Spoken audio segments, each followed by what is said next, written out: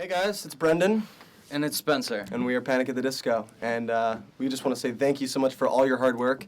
And we're really excited for the release of everything. So keep it up and we'll keep working hard too. And we'll see you on the road. She paints her fingers with a close precision.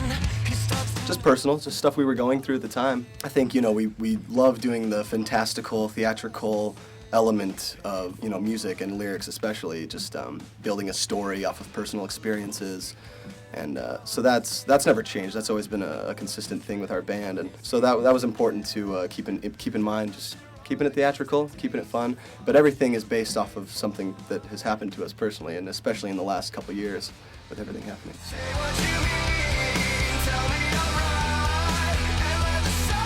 He's great.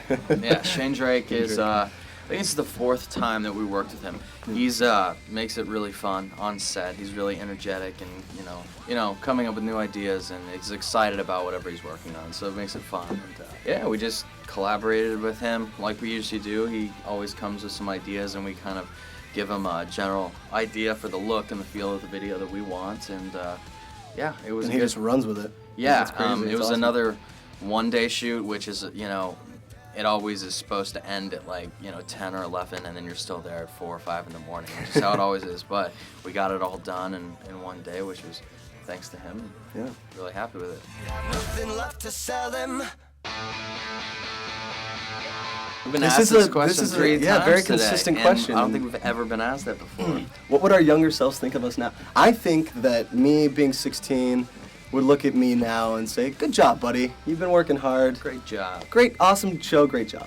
That's what he'd say. Yeah, I don't know. I think I'd be like, man, what are you wearing? I think we would be, probably wouldn't believe we would be doing the things that we're doing. So, yeah, we'd be really excited for the future. We'd be like, what happened in Y2K, man?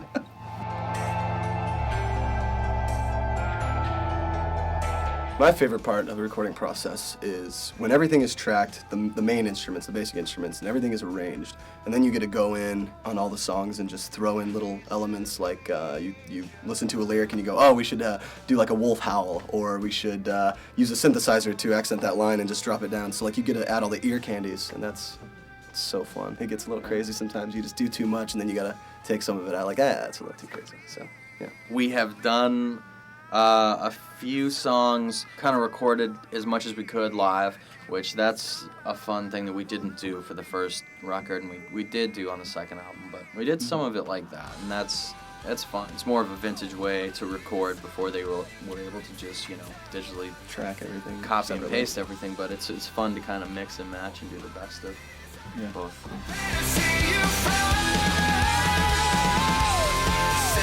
There's the physical vices, and then there's metaphorical vices. So I mean there's things that affect you. I don't know, like I guess pride is one that I find I used to not notice as much, and then when I started noticing it, I was able to fix that or correct it.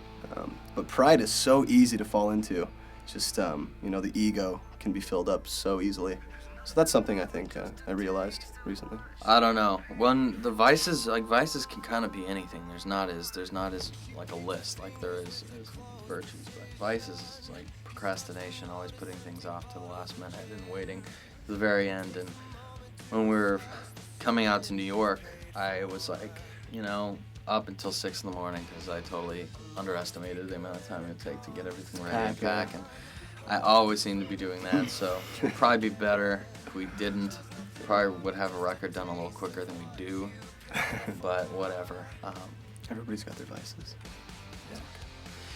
Except for James Blunt. He's beautiful. He's perfect. He's perfect. Each state, respectively, has its own culture that is so great. Like Austin, Texas, I was gonna say Texas barbecue. is a contender. It's so good, and the Mexican food there is so good. Yeah. But New York is as well, just because there's Yeah. such a variety. True. And you can get some, Some good chicken shawarma.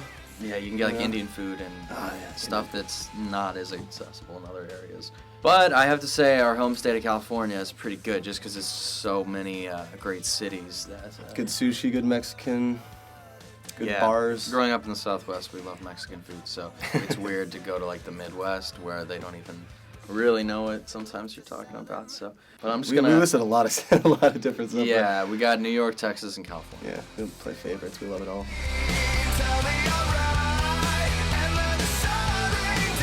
It was not the one where we had fish tanks on the toilets for like 6 hours. Those are so That was heavy. the I think worst. people underestimated how heavy those actually were. So they did have water in them. Yeah, Among the braces and bracket that we had to wear on our back, that was heavy as crap. mine would probably be 9 in the afternoon, because like we did the parade sequence and that was a 2-day thing and it was great and but the new video was really fun too. So. Yeah. It was on this the set, you can't see it in the video, but outside of where we were, there's like this western street, I think they filmed that show Deadwood there, so we were just like walking up and down the street and pretending. Was it called we like were- Melody Ranch or something? Like Yeah, that? and like Butch Cassidy or whatever. Yeah. That was fun.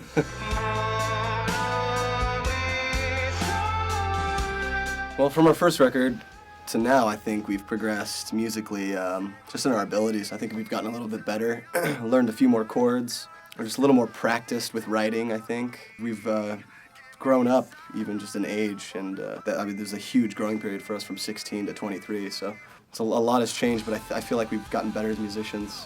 And, Yeah, playing every night is just like really. it's a good workout. Helps. Yeah, good exercise.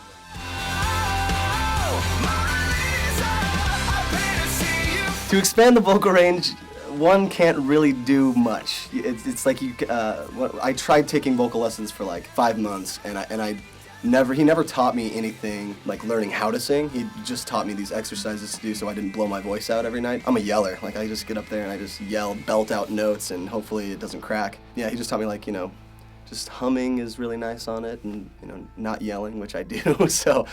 I really don't have any tips.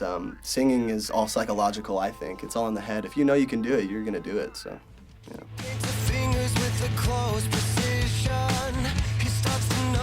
Now you kind of look back on it and, you have the bands when you're like 14 or 15. You're just like, man, how did I love this band as much as I did? Getting our own music style and figuring out what we liked and kind of figuring out our favorite bands. I mean, like Blink was a big band at that time for us. We did cover their songs. And I mean, there's Third Eye Blind is a Yeah. big band. Yeah. at that And they're still time. fun to listen to. Like I still listen to Third Eye Blind and still listen to Counting Crows. But then even like our parents' favorite artists like the Beatles and Simon and Garfunkel and Doobie Brothers and stuff. It's like that's all fun too. Yeah. And, the whole Drive-Thru Records catalog. I mean, that really was though. Like we went. Yeah, when to, you're like 14. Yeah, we went to Warped Tour and they had their own stage, and it was like, that's what made us be. Man, we could do that. Like we want to do that. Yeah.